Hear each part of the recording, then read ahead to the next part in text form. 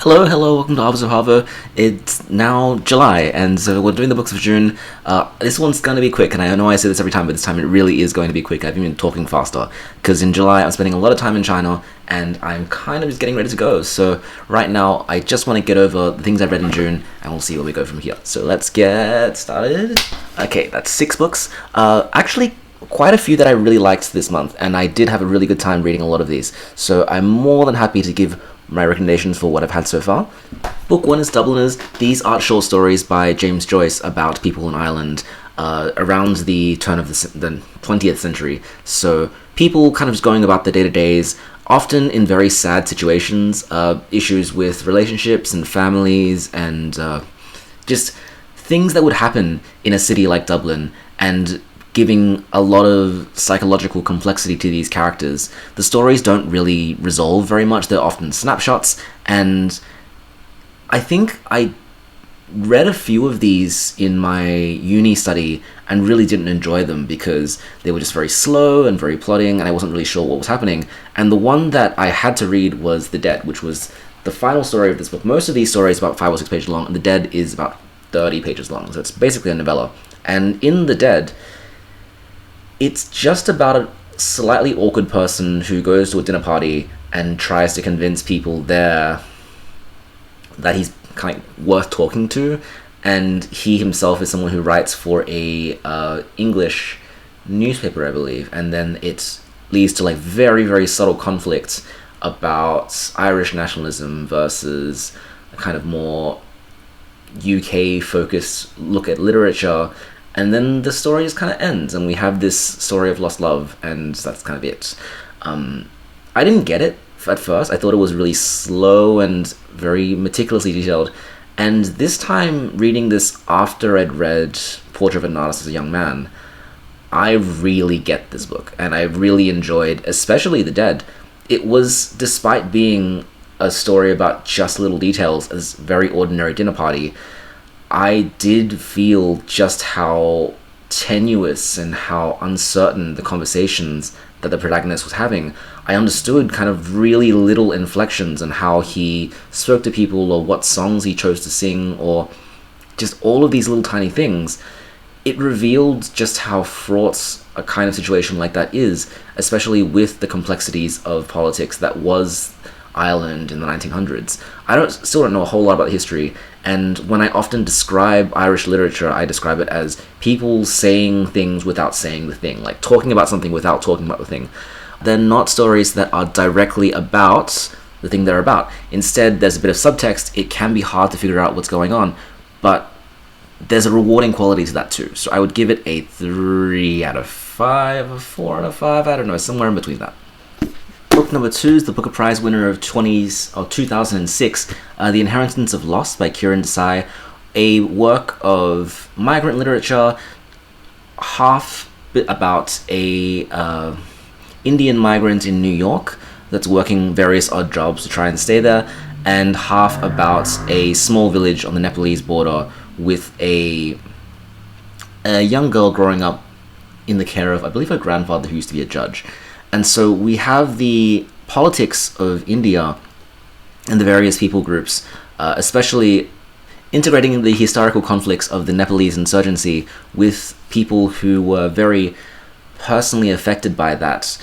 Questions of things like social class and inheritance, who deserves to have wealth and stability within India, and that is contrasted with the experiences of being a migrant laborer in New York when economic stratification kind of just crushes down individual cultural backgrounds. So the character in New York, he experiences basically a loss of his culture just because the people that he's working with and surrounded with, even though he would have been in conflict with them in India, they're instead just forced in the same situations. And so I felt a lot of sympathy for that. And recently, having been in New York, I did still feel that kind of, if not kinship, then a little bit of empathy with just how hard it would have been, and probably still is, to be a migrant there, to be dependent on being paycheck to paycheck in a city that really, really doesn't seem to care for people that perform service roles. So that half of the novel I thought was really effective. And it is also something of a love story of the part in India as well. I'm so terrible, I've forgotten all the names. It's happened to me every time. But the part that happens in India as well. We have this young girl who is growing up inheriting the kinds of baggage that the kind of race and caste system in India caused. And so, although she has a more egalitarian set of values, she's also living in this house with a grandfather who is very wealthy and is very intent on keeping as much of that wealth within the family as possible. And she's communicating with relatives that similarly have often quite racist or discriminatory views of the people are immediately surrounding them.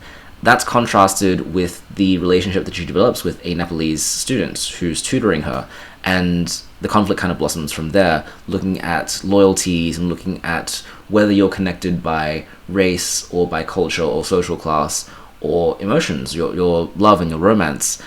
It's complicated and it's enjoyable, and it's pretty easy to read. I didn't have a lot of trouble piecing together the timelines. The history was very well explained.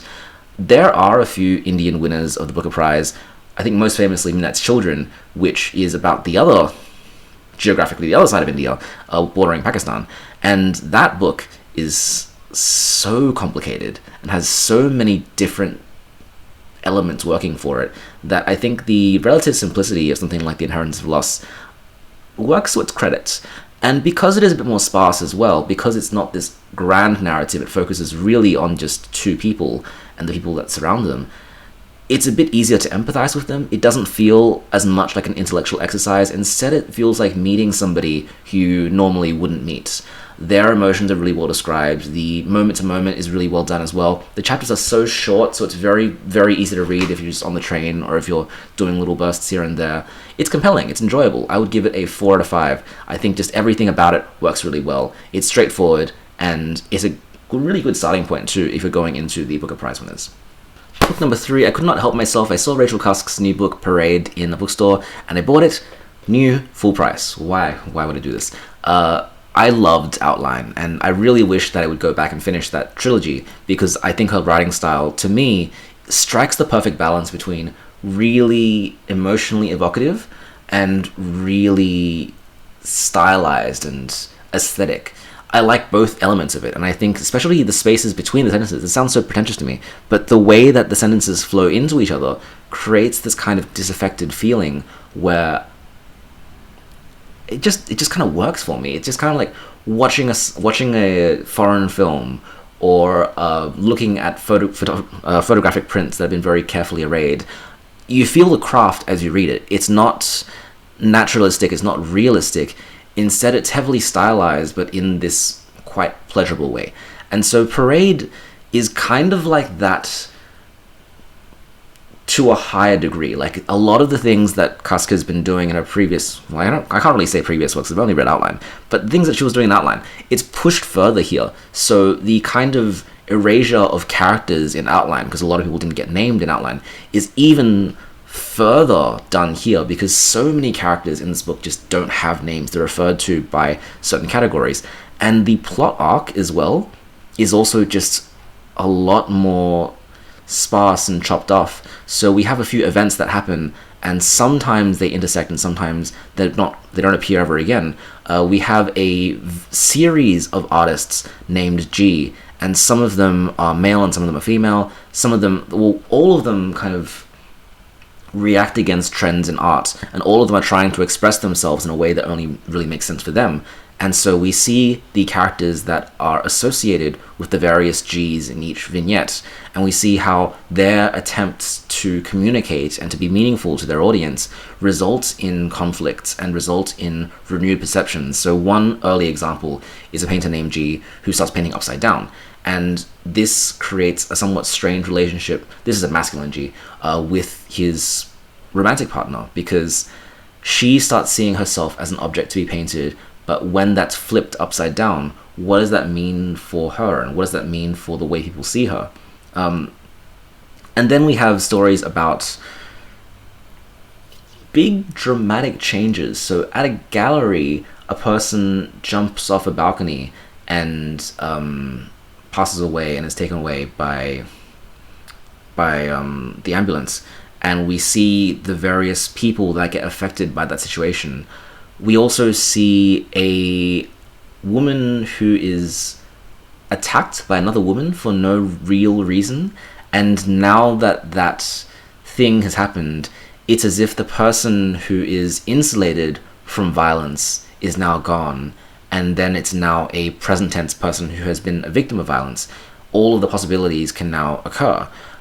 It's pretty complicated, and there's still additional side stories that exist in here, some of them which link up to others and some which don't. And the whole time I'm reading this, I'm really thinking, so what is this? Like, what am I reading? What exactly is this book? That's part of the way of figuring it out too. Why is it called Parade? It's interesting.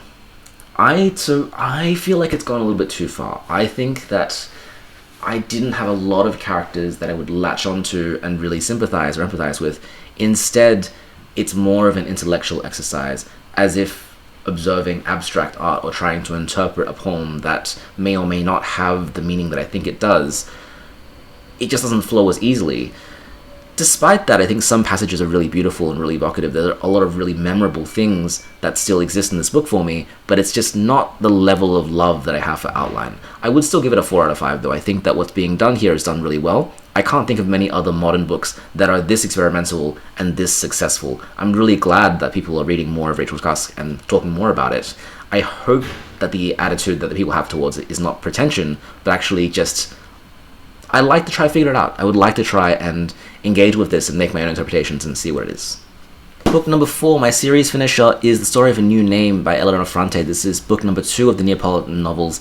Everything I said about My Brilliant Friend is true for this as well. So I didn't realize when I read My Brilliant Friend that the 4 books are actually kind of just one giant novel, and they follow on from each other basically immediately.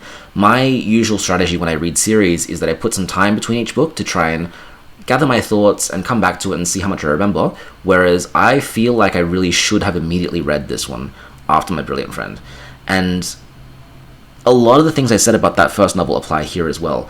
It's very personal, it's very emotional, it's realistic in a believable sense, but it is also quite brutal and gruesome. It's quite violent. It features characters that default to using violence as a way of solving their problems, and we get lots of those moments that start to make this violence just feel like a characteristic of growing up in Naples, rather than something that is very, I guess, jarring and transgressive the way that we would see it today. I think these characters are so well realized. There's a big cast of characters, but their connections are well defined and well understood. I did find myself really needing the character list at the start. There's about 50 named characters, and I'm really glad they have this. It makes it a bit easier for me to remember who's who and for me to jump back into the story. We do still follow the core narrative of our narrator, Elena, or Lenu, who is a student in Naples, and in this novel she's kind of working out what her role is. She wants to continue studying, but she's not really sure where that will take her. Meanwhile, her best friend Lila, or Lena, that other call her, she is very beautiful, very bold, and very opinionated, and she ends up in a marriage with Stefano, who is this young business owner. They together start a shoe store and a grocery store. They get involved with a very influential family known as the Solaras. They're really mean, but they're rich and they make good money moves. So the main conflicts of this book are kind of like the decisions that Lila makes about her life, her career, and what that ends up taking her, and how this very early marriage, the characters are in the late teens, how this marriage affects the way that she sees herself and her independence, and what this means for the rest of her life. Meanwhile, Elena is studying, Elena is studying, and trying to figure out what that is in the background of the 1960s, where she's looking at political ideas and economic ideas as well. I think that it works really well. I think it's a very straightforward novel that has a lot going under the hood, but at the same time, every chapter, it also has very short chapters, which I like. Every chapter is dramatic, it pushes the story along. These characters are so well realized, and even just from the very first few moments, when you see these vignettes of how they deal with emotional troubles or financial troubles, it's just, you feel for them. Every time I read this book, I would go away and feel pain for these characters as if they're people I know in real life, as if there's something I could do to solve these problems. And that's, to me, is, on one hand, is very effective writing. On one hand, it's just realism becoming so real that I feel the exact emotions that the characters are feeling every single moment. Like, this is a real testament to how effective realism can be something emotional for audiences without being so stylized and constructed like something like Parade, right? Parade is aestheticized, this is just plain realism, and they're both effective in their own different ways.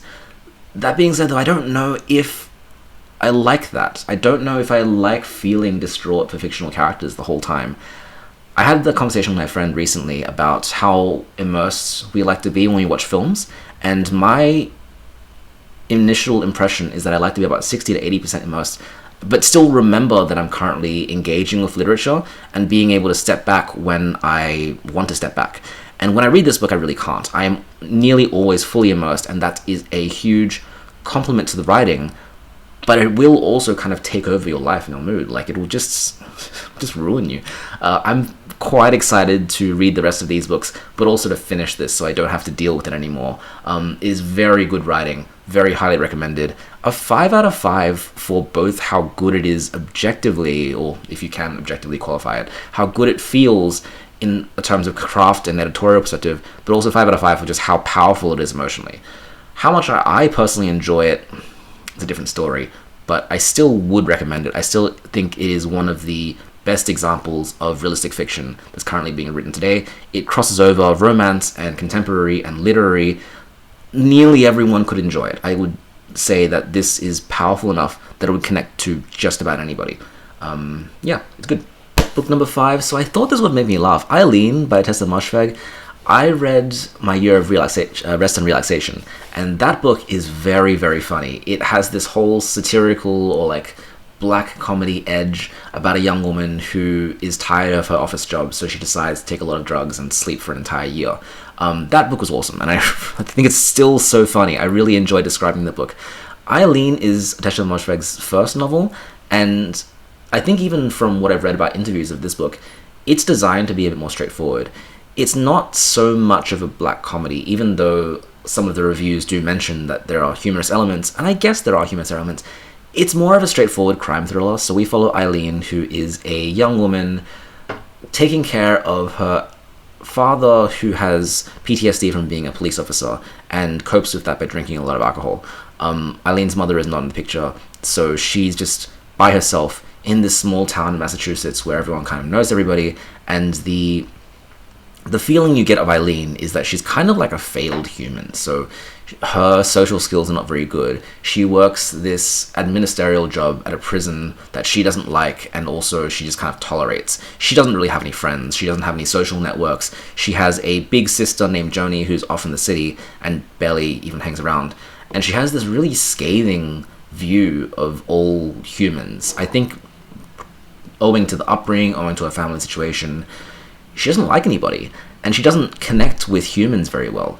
And so we begin this kind of thriller novel where midway through, a character named Rebecca enters the picture, and Rebecca is powerful and magnetic and has a lot of agency, and so Eileen ends up becoming an accomplice in everything that Rebecca does. It is short and sharp and very to the point. As a debut, it's one of those like lean and mean books where there's only one of anything, right? There's really only one significant character. There's really only one plot and only one plot twist, only one emotion that it's trying to communicate. Like, it's just laser focused. And to me, that's kind of like the book that you finish writing so that you can write the books that you want to write. This one just feels like, okay, we've got the idea, let's get it over and done with. It's fine, it's okay. I would give it a 3 out of 5. I think that the pacing is good, it's really easy to get through. The thrilling moments are quite thrilling, the sad moments are quite sad, the funny moments, I mean, I didn't laugh, but I could understand what was being done here. It doesn't have the same sense of audacity that my Year of Rest and Relaxation does, so it just wasn't funny in that sense, and it didn't feel satirical, although it did feel like it had a quite cruel eye towards all of the characters. Nobody in this book really comes off very well. It's almost a little bit noirish in that sense, that it's about the breakdowns of family and the breakdowns of values and the crime that emerges from that. I think it's fine. I think it's fine. It's okay. It's a fun afternoon or like weekend read that you might not remember again. And then you read My Year of Rest and Relaxation, and then you go, oh, this was a stepping stone to get there. So it's fine. It's good. And last book for June, so we're really powering through this. This is Crying in H Mart. This was My Make Me Cry. A very sad memoir about Michelle Zauner, who's the singer of Japanese Breakfast, her reflections of being a Korean American and losing her Korean mother to cancer. I was not planning to read this book, so it blew up on Book Talk a few years ago, and for like it's good. I think it's well written. It communicates these sad moments really well. It does have a lot to say about Asian American culture, and I love H Mart, like going to New York and walking around the H Mart, and yeah, it's nice, right? It's being able to communicate that emotion and being able to speak so truthfully about the various fraught relationships that a lot of Asian American or Asian Western migrants have with their family. I think it's very valuable in putting that story out there. I think that a lot of people have this story, but having something in a book allows for two things. One, it allows for validation, and another, it allows for sharing. So rather than every individual being forced to try and put this into words, they have a book that kind of champions those values and can present it to somebody else. And I do really like Japanese Breakfast as a musical artist. I have this book. My friend got me a signed copy at the concert, and I'm very grateful. And now I have to like protect this book because it's sentimental. But I liked it. I liked the way that it was written. I think that if I was being critical, if I was being rude, I would think I don't need to be explained so much about Korean culture, because I'm not Korean myself, but I'm aware of Korean culture. I live in a suburb that's next to another suburb that's very Korean, and I have quite a few Korean friends, and I know a lot of the foods that are being described here. That being said, there are a few that I've learned from this book, but I don't like the feeling of having cultures explained to me as if they're exoticized. And although that's not really what's happening here, and a lot of it is also Michelle Zauner rediscovering elements of her own culture, doesn't always make for an edifying reading experience, because I think my own insecurities about my Chineseness also come out here. Like me going to Tongli, which is the Chinese supermarket here, and being familiar with some ingredients and not familiar with other ingredients, like I can give as much meaning to that as I would like, and I could just treat it as like banal as going to Coles, right? And this book instead gives it more significance and gives it more meaning. Food can't just be food. Food is the relationships that we have between people who eat the food, people who make the food, the experiences that we connect to specific foods. I think that is quite beautiful, but it's also something that's not really me. And maybe as I get older and as I learn to cook more and as I start to learn more recipes from my grandparents when I'm in China this month, maybe I'll start to value this a lot more. I think that the way that it's written, the way that it's constructed is quite good, and I find it very hard to review memoirs because it's not as if they can just change the plot, right? It's not as if they can just make it better that way. I would give a 4 out of 5. I think it's well written. I think it's worth reading. It does have a very sad premise, and it's hard to get through.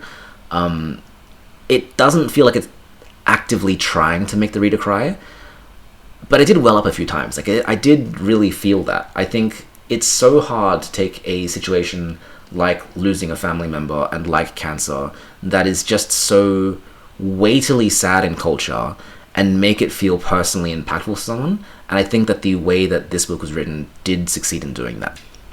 Okay, so those are my 6 books of June. We got through this really fast. Thank you for joining. I will see you next month, and I will hopefully get through a few more difficult things in July so that I can talk about more things.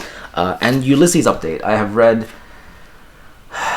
10 pages, and I think what I will do in China is if I have more time, I will try my best to read the Iliad and the Odyssey and then go from there.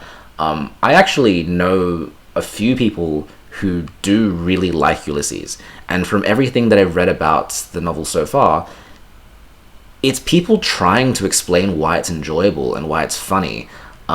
It isn't insufferable people who've read Ulysses and want to lord over how smart they are. So that gives me a bit of hope that I'm going to find a good community, like I found with Gravity's Rainbow, that I'm going to find people who love the book and want to share the book, and that motivation and that enthusiasm is going to get me through it. Anyways, thank you for joining. I will see you all next month. Bye.